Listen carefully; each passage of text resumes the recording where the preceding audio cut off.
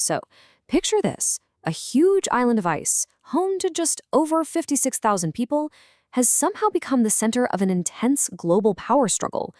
We are, of course, talking about Greenland.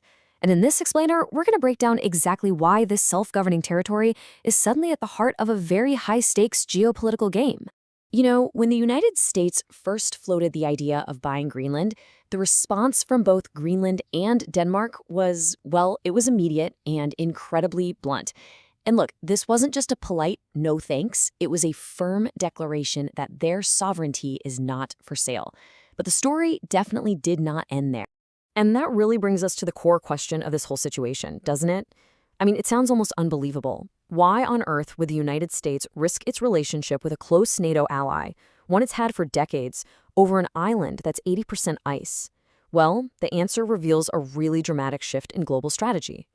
Okay, so let's start with the American side of this. When former President Trump talked about acquiring Greenland, he didn't frame it as some kind of real estate deal. No, he called it, in his words, an absolute necessity for national security.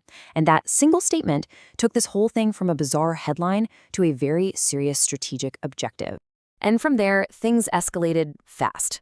The White House didn't just confirm its interest. It explicitly said that all options were on the table.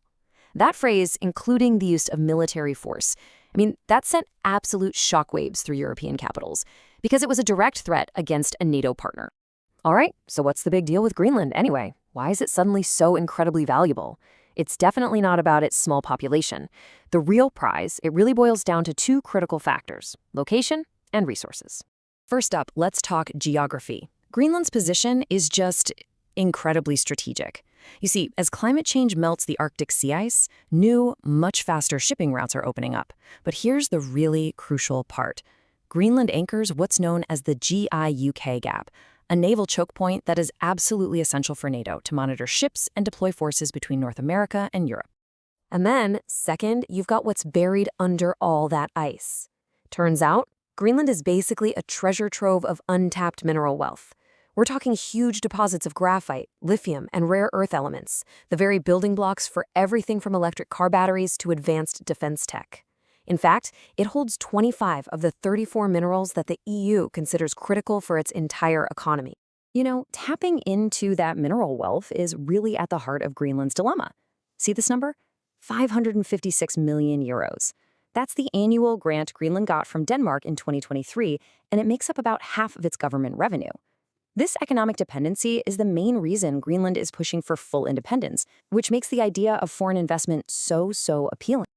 Okay, so let's zoom out a bit and look at the bigger chessboard here.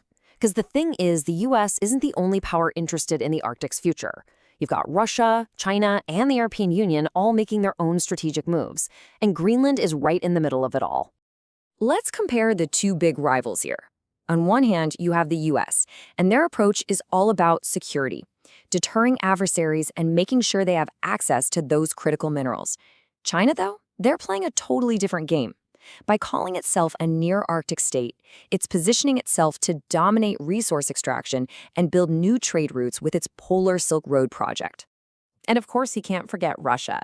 Their strategy is straight-up military. Russia is busy reopening old Soviet-era bases and beefing up its naval presence. It's all part of what's known as the Bastion Doctrine. The goal is basically to turn the Arctic into a secure fortress for its nuclear submarine fleet, giving it control over its entire northern flank. Now, the European Union is playing things a little differently. They're skipping the military posturing and going for soft power instead.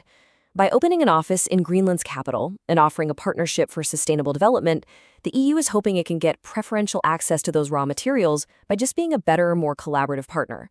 So here's the takeaway, and it's a big one. This aggressive stance from the US, it isn't just about grabbing a new piece of territory. It's actually creating some really deep cracks in the Western alliance, and at a time of rising global tension, no less. This quote here from a public forum pretty much sums up the nightmare scenario for a lot of European leaders. The fear is a future where Europe is squeezed between an expansionist Russia on one side and an unpredictable, go-it-alone America on the other, with the entire transatlantic security alliance just falling apart. And you know, this isn't just some hypothetical fear. These are the actual words of Denmark's Prime Minister, Mette Frederiksen. That is an unbelievably stark warning from one of America's closest allies. She's saying an attack on Danish territory would mean the end of the very NATO alliance that has guaranteed European security for over 75 years. You have to understand, this didn't just happen overnight. This crisis has been building for years. It kicked off with that seemingly bizarre offer back in 2019. Then, Russia's invasion of Ukraine in 2022 jacked up the tensions in the Arctic. By 2024, the diplomatic moves were in full swing, and by 2025, the threats became open. It's a clear and dangerous escalation. But, in all this talk about great powers and their chess moves, there's one voice that often gets drowned out, but it might just be the most important one of all: the voice of Greenland itself. And let's be really clear about something. Greenland isn't just some passive prize to be won. I mean, this is a functioning, self-governing democracy. It's got its own parliament, its own government, and its own vision for the future. A future where, by the way, most of its people want full independence. And this quote right here, this is the core message from Greenland's own foreign policy strategy. They repeat it 12 times in the official document. It's a powerful, crystal-clear statement. Greenlanders will decide their own destiny. They're open to partners, sure, but they refuse to be pawns. Which brings us to the final, lingering question. As the Arctic ice melts and these global powers keep circling, who's actually going to decide Greenland's future? Will it be Washington, Moscow, Beijing, or Brussels? Or will the people of this vast, strategic island find their own way to forge a path in this rapidly changing world?